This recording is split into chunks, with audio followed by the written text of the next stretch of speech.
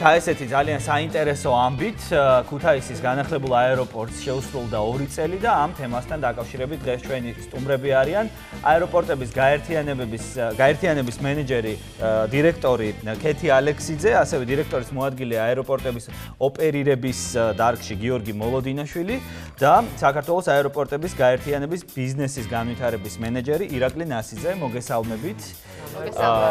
ულოცავთ ასეთ იუბილეს ქუთაისის განახლებულ აეროპორტს. როგორ აღინიშნა ქუთაისის აეროპორტის დღე, როგორც ვიცით, შედგა ეს ყველაფერი? მოგესალმებით, მივესალმები მაყურებელს, ძალიან დიდი მადლობა მოწვევისთვის. ჩვენთვის ძალიან სასიხარულო დღე იყო, 2 წელი შეუსრულდა განახლებულ ქუთაისის საერთაშორისო აეროპორტს, ძალიან ღელვარებით სავსე დღე იყო ჩვენთვის და ჩვენი თანამშრომლებისთვის. აღვნიშნეთ ოჯახურ წრეში თანამშრომლებთან და ჩვენს პარტნიორ ორგანიზაციებთან ერთად ქონდა ძალიან ლამაზი ტორტი, შამპანიური და რაც ყველაზე მნიშვნელოვანი იყო, ასევე დავაჯილდოვეთ თანამშრომლები მადლობის სიგელებით გაწეული შრომისთვის, იმიტომ რომ თითოეული მათგანი დაუღალავად შრომობდა დღე და ღამე იმისთვის, რომ ამ აეროპორტს მიაღწია იმ წარმატებისთვის, რომელსაც მიაღწია. და ამავე დროს ძალიან მნიშვნელოვანი და საინტერესო იყო ის ფაქტი, რომ ამავე დღეს შესრულდა პირველი ავიარეისი ბუდაპეშტის მიმართულებით. აქედან გამომდინარე ორი საბაბი ქონდა ზეიმისთვის. აი სწორედ ავიარეისების მიმართულებებზე მინდა გკითხოთ, სად ხორციელდება უშუალოდ ქუთაისიდან ფრენები და რა უპირატესობა აქვს ამ აეროპორტს, თუ შეგიძლიათ რომ გამოყოთ. კიდევ ერთხელ დიდი მადლობა მოწვევისთვის. მივესალმებით თქვენ ტელემაყურებლებს. ქუთაისის აეროპორტიდან რეისები ხორციელდება დაახლოებით 8 მიმართულებით. ეს არის ვარშავა, კატოვიცე, ვილნიუსი, მოსკოვის მიმართულებით, მინსკის მიმართულებით, ასევე კიევის მიმართულებით.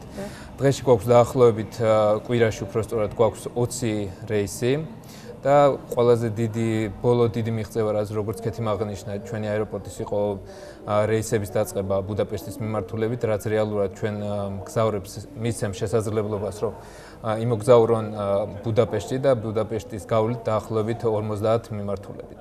ძალიან მართლა როგორც ვიცი ფასებით საკმაოდ ვისაღებია და სწორედ ამ უპირატესობაზე მინდოდა გითქვათ თქვენ. კი, ან ფასები სტანდარტულად ძირითადად low cost ან ეს დაბალბიუჯეტიანი ავიაკომპანიის მთავარი პრინციპი რაც არის, ფასები სტანდარტულად იწყება სადღაცა 20-25 ევროდან და არის შემდეგ გაყიდვების სისტემაზე დამოკიდებული. ანუ რაც უფრო მალე იყიდულობ ბილეთს, მით უფრო ფასიანად შეგიძლია გაქვს დიდი შანსი რომ იყიდო ის. და გიორგი როგორც აღნიშნა, ბუდაპეშტი იმითი არის ძალიან მნიშვნელოვანი, რომ თვითონ ვიზერი, ეს დაბალბიუჯეტიანი ავიაკომპანია ბუდაპეშტიდან 40-ზე მეტი მიმართულებით დაფრინავს, ასევე იქ არის ძალიან ფართო წარმოდგენილი რაინერი, ასევე EasyJet და სხვა დაბალბიუჯეტიანი ავიაკომპანიები, ასე რომ თუ როდესაც ქართველ ასე ვთქვათ ტურისტებს როდესაც საზღვარგარეთ წასვლა და ექნებათ არჩევანი როგორ წავიდნენ ძალიან მაგარი შანსი არის ქუთაისის აეროპორტის გამოყენების. უბრალოდ უნდა ვიცოდეთ როგორ ვიყიდოთ ბილეთი ონლაინ. ავხსნი ამ ყველაფერს. სხვადასხვა ვიზერით მიფრენია ევროპაში შიდა ფრენები პრაღადან ბარსელონაში საკმაოდ იაფად და საკმაოდ კომფორტულად. ძალიან კარგად და ძალიან მაგარი ტაშიც კი დაგვაკვირვებინა, ძალიან მაგარი პილოტი იყო როდაშდა კი. ეხლა მე გადავინაცვლებ აქეთ. აბა. და აგ როგორ უნდა შევიძინოთ ბილეთი. აგ იხსნით, შევდივართ საიტზე. wizzair.com. ანუ ესე რომ ვთქვათ wizzair, ანუ wizzair.com. აი შეგვიძლია ეს მისამართი აქ ვნახოთ. ეხლა ამას. ჩვენი მაყურებელი უკვე ხედავს. შევედით, ეს არის უკვე საიტი.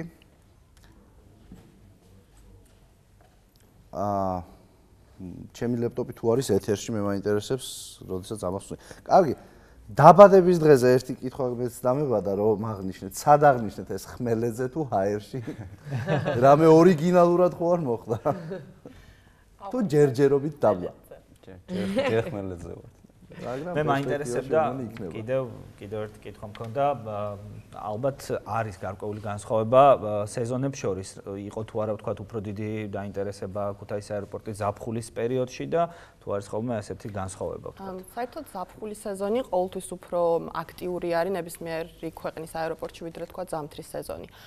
ჩვენთან გარკვეული სტაბილურობა შეიმჩნევა ზოგადად საქართველოს ყველა აეროპორტში, თუმცა წელს მაგალითად ქუთაისში რეკორდული მაჩვენებელი ვაჩვენეთ 24000 მგზავრს მომსახურეთ. ამ მხრივ საკმაოდ კარგი ზაფხული გქონდა. მიუხედავად იმისა, რომ უკრაინაში განვითარებული მოვლენების გამო ჩვენ მოგვიწია დაახლოებით 8 რეისის გაუქმება დონეცკის, ხარკოვის და ლვოვის მიმართულებით. ეს რეისები ძალიან წარმატებული იყო და ცოტა ვშიშობდით, რომ ვაი თუ იმ პროგნოზს ვერ მივაღწევდით, რაც დაგეგმილი გქონდა, თუმცა მართლა ფაქტმა მოლოდინს გადააჭარბა. და აი სტატისტიკა როგორი იყო, საერთო სტატისტიკა? სულ რამდენმა ადამიანმა ისარგებლა 4-ვე აეროპორტით? 4-ვე აეროპორტით აგვისტოს ჩათვლით 1.300.000-ზე მეტმა ადამიანმა ისარგებლა. ქუთაისი და ბათუმი დაახლოებით 170.000-ის ფარგლებში არის, ხოლო თბილისის აეროპორტმა 1.000.000 უკვე გადააჭარბა და აქვე დავუმატებ მოგრძალებული ციფრი არის, მაგრამ ჩვენთვის ძალიან საამაყო მესტიის მიმართულება 404 მგზავრს მომემსახურებს კი. აი თბილისი ბათუმი მაგალითად ამ შემთხვევაშიც ალბათ ხშირად თბილისის ბათუმიც კი რა თქმა უნდა საკმაოდ აქტიური მიმართულება არის. ალბათ ზაფხულის პერიოდში განსაკუთრებით. თბილისი მესტია.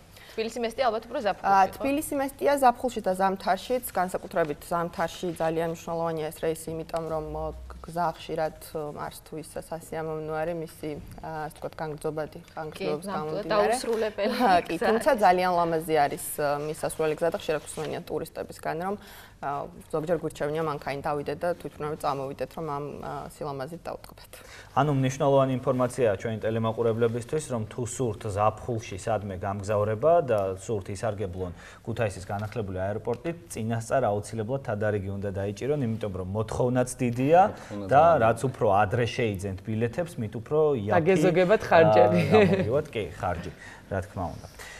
მე შემიძლია ახლა უკვე ახსნა განმარტო, როგორ შეიძლება შევიძინოთ ბილეთები, რომ იაფად და მშვიდობიანად ვიფრინოთ. ეს არის აი საიტი, აქ withair.com ხედავთ ამ საიტს, ეს მისამართია საიტი. რა შვებით მე ამ. შევდივართ, ვირჩევთ პირველი საიდან მივფრინავთ, პირველ გრაფაში ჩავწერთ, ჩვენ მინდა რომ გავფრინდეთ ქუთაისიდან, აქ არის ჩამონათვალში, მარტივად მივაგნებთ, თუ არა და ჩავწერთ, არ არის პრობლემა. ვირჩევთ სად მივფრინავთ, ამ შემთხვევაში მოდ ბუდაპეშტის რეისი, ეს ახალი რეისი. ნახოთ, ავირჩიეთ. მიუთითებთ როდიდან როდემდე. ნუ იყოს აქ მაგალითად ხვალ ზეგმინდა გაფრინდა. ერთკვირიანი დასვენება მოვიწყოთ. მეორე გრაფაში დაბრუნების თარიღს, ერთკვირიანი, ანუ დაბრუნდით ჩვენ 15-ში, ხო სანდრო ეგრე გაწყობს, ხო ეგრე წავიდა. 15-ში შესაძლოა. დაბრუნდით 15-ში. რამდენი პერსონა აქ მიუთითოთ? ერთი პერსონა, ნუ ადვილად მიხვდებით ძალიან მარტივ. შენ და სანდრო რო წახვიდეთ. ერთი ბილეთის ფასი მაინტერესებს, ჯერ მე და თუ მექნება თავი სანდროსაც წავიყოლ. ძებნა. დავკლიკოთ. აბა რა. ძებნაზე. აი და ფასები ჩვენ უკვე გვიჩვენა აქ, ხედავთ? 49.99 ევრო, ანუ 49 ევრო და 99 ცენტი, მეორე 29 ევრო და 99 ცენტი. ძალიან კარგი ფასია. ეს იმ პირობებში, როცა ჩვენ ძალიან ახლო თარიღი ავიღეთ, დაახლოებით 3 დღეში ხო თუ? მე გადავწყვიტე რომ რო ავიღოთ ალბათ 3 და 4 თვით ადრე რო ავიღოთ ბილეთები, ნუ ქუთაისთან და მანქანით. მე ვაპირებ გერმანიაში წასვლას იანვარში და მე უკვე შევიძენ ამ ბილეთებს და კიდე ვინ აპირებს ხო არის ირაკლი? ჩემთან ერთად? კასტინგი მაქვს. კარგი, ეს რაც შეეხება ბილეთებს, მე მგონი ძალიან მარტივია და ძალიან ადვილად შეგვიძლია შევიძინოთ ბილეთები და ვიფრინოთ იაფად და მშვიდობიანად და ხარისხიანად და კომფორტულად, რაც თავარია, მე ჩემი პირადი გამოცდილებით ვამბობ ამას, რომ ეს განიცდია მე ეს ფრენა და კიდევ აღნიშნო, რომ კარგი ტაშიც დაიმსახურა ჩვენმა პილოტმა. და მაგის გარდა კიდევ რაც არის, ანუ იმაში smartphone-ში არის აპლიკაციები, ნებისმიერ ავიაკომპანიას დღეს აქვს აპლიკაცია. ანუ გადმოწეროთ იგივე Wizz-Air-ის აპლიკაცია, თვეში 2-ჯერ, 3-ჯერ სულ მოდის რაღაცა აქციები, რომ დღეს მხოლოდ 24 საათის განმავლობაში რაღაც 50%-იანი ფასდაკლება ნებისმიერ მიმართულებით 20%-იანი. და ანუ ამის გამოყენებით კიდევ უფრო იაფად შეიძლება ეს ბილეთები ნებისმიერი მიმართულებით რა. ხოდაშორის არა მხოლოდ ქართველებისთვის, მაგალითად შემხვედრია მე ზამთარში მაგალითად ბაკურიანში შემხვდნენ აქ ჩამოსული ტურისტები, რომლებიც აღნიშნავდნენ, რომ ქუთაისის გავლით მოვფრინავთ, იმიტომ რომ ბევრად უფრო იაფი გამოდის, ამიტომ ძირითადად ვინც შემხვდა კურორტზე, ასე ვთქვათ, ყველა აღნიშნავდა, რომ ქუთაისის გავლით იყო ჩამოსული საქართველოში და ძალიან კმაყოფილები იყვნენ ფასის გამო პირველ რიგში. გარდა ამისა, როდესაც ქუთაისის აეროპორტში ჩამოვიქ რა თქმა უნდა, სხვა ყველა სერვისთან ერთად ხდება ძალიან კომფორტული სატრანსპორტო მომსახურება ჩვენ მგზავრებს, ჩვენ თავაზობთ როგორც ასე ვთქვათ, shuttle service, რომელიც მინიბასებით და ასევე ტაქსებით აქვთ საშუალება რომ გადაადგილდნენ როგორც ქუთაისში, თბილისშიც შეუძლიათ ჩამოვა. ასევე ბათუმში და ასე რომ ჩვენ ეს კომპანია რომელიც ასრულებს ამ სერვისს საკმაოდ კომფორტულ მდგომარეობაში აყენებს ჩვენ მგზავრებს. ეს ძალიან მნიშვნელოვანია, იმიტომ რომ მე რო ვფიქრობ ეხლა რომ გავფრინდე ზამთარში ქუთაისში და მაგალითად ჩემი მანქანით რო ჩამოვიდე, იქ არის დაცული სადგომი, სადაც მე შემიძლია ერთი კვირით დავტოვოთ ჩემი მანქანა და ჩამოვალ მე და დაუბრუნდები ისევ ჩემო.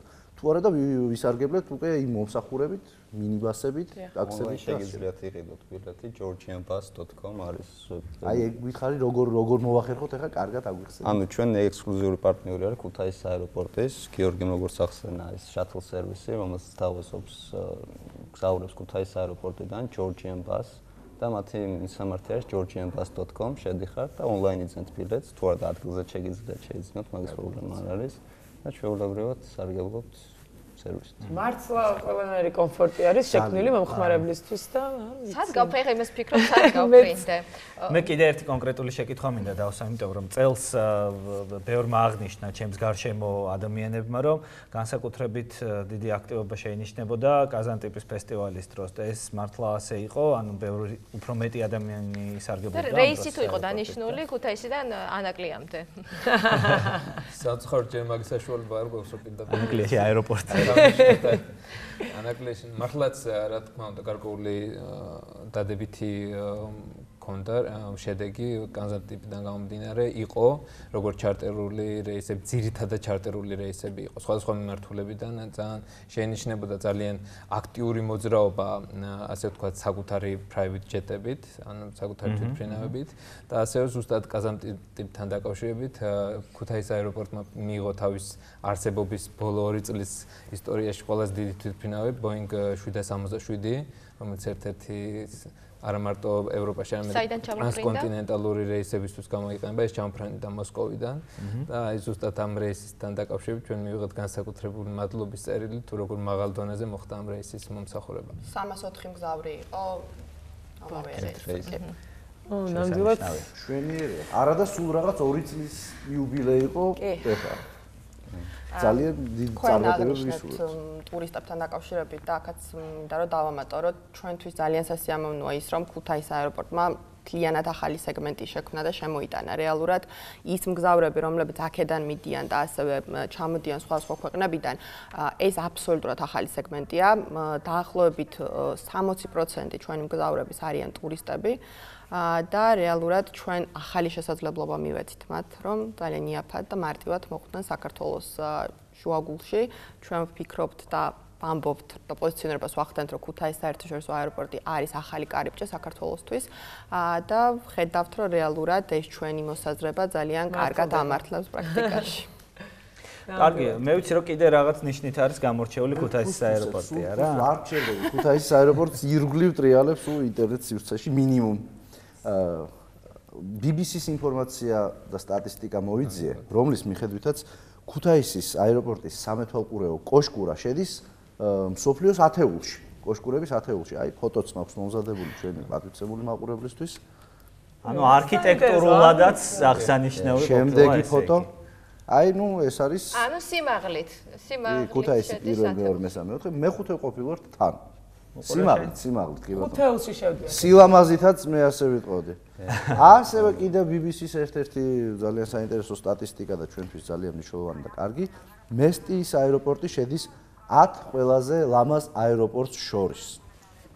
შესანიშნავი ამბავი. ჩვენთვის საამაყო, აი ეს არის მესტიის აეროპორტი.